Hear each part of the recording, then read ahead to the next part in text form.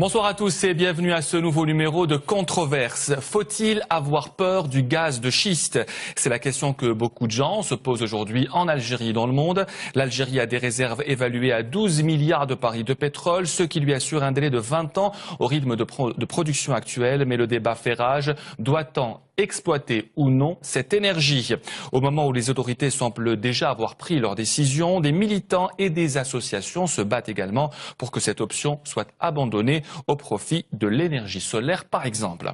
Pour débattre de cette question, nous recevons ce soir sur le plateau de Controverse Abdelmajid Attar. Vous êtes ancien président directeur général de Sonatrach, ancien ministre des Ressources en eau. Khaled Boukhlifa, vous êtes expert en énergie, ancien directeur général au ministère d'énergie et des mines.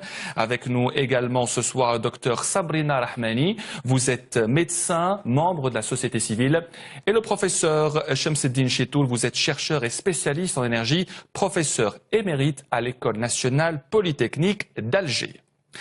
Le débat sur le gaz de schiste divise le monde. Depuis quelques années, industriels et associations environnementales s'affrontent pour tenter d'infléchir une politique pour ou contre le gaz de schiste. Coulisses d'une guerre sans merci dans ce reportage signé Saoussen Sebian.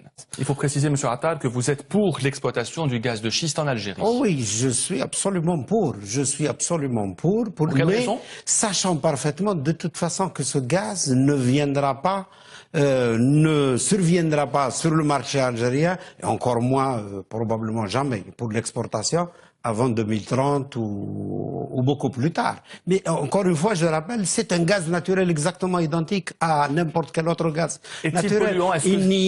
Il n'est pas polluant. C'est la méthode d'exploitation, c'est son exploitation, c'est tous les moyens qu'il faut mettre en œuvre. C'est le coût, par exemple, qui est énorme par rapport au gaz naturel conventionnel, celui de Hasarmal ou de n'importe. Maintenant, le plus gros problème du gaz de schiste, pourquoi il y a eu une levée de bouclier? Quelles sont les premières levées de bouclier? C'est les fermiers, c'est les zones où il y a une activité rurale, urbaine, importante. C'est là où il y a de très peu d'eau, ou une eau très sensible, par exemple. Mais nous, c'est pas demain le gaz naturel, enfin le gaz de schiste, c'est pas dans la Mitidja qu'on va le chercher, c'est pas dans le Chérif. Docteur Sabrina Rahmani, Monsieur Attal dit que c'est une énergie dont l'Algérie pourrait bénéficier, mais c'est le problème de l'exploitation, de la manière de l'exploiter qui pose problème aujourd'hui. Moi, je voudrais rebondir sur ce qu'a dit Monsieur Attal. Pour lui dire que ce n'est pas parce que l'exploitation du gaz de schiste en Algérie va se faire dans le sud algérien, c'est-à-dire loin des yeux, qu'elle doit se faire loin des consciences. Ça, ça va être quand même, c'est important à dire. L'exploitation de gaz de schiste avec la méthode de fracturation hydraulique actuelle, on ne peut pas accepter ce type d'exploitation sur le sol algérien. C'est très clair, il y a une facture environnementale qui va être lourde, il y a une nappe albienne qui va être sacrifiée. La nappe albienne, c'est peut-être l'avenir de l'Algérie de demain, après l'énergie fossile. Il y a un écosystème à préserver, le sud algérien, qui nous a permis d'exister, d'être une nation forte, d'avoir ces hydrocarbures qui nous permettent tous d'être à l'aise d'une façon ou d'une autre.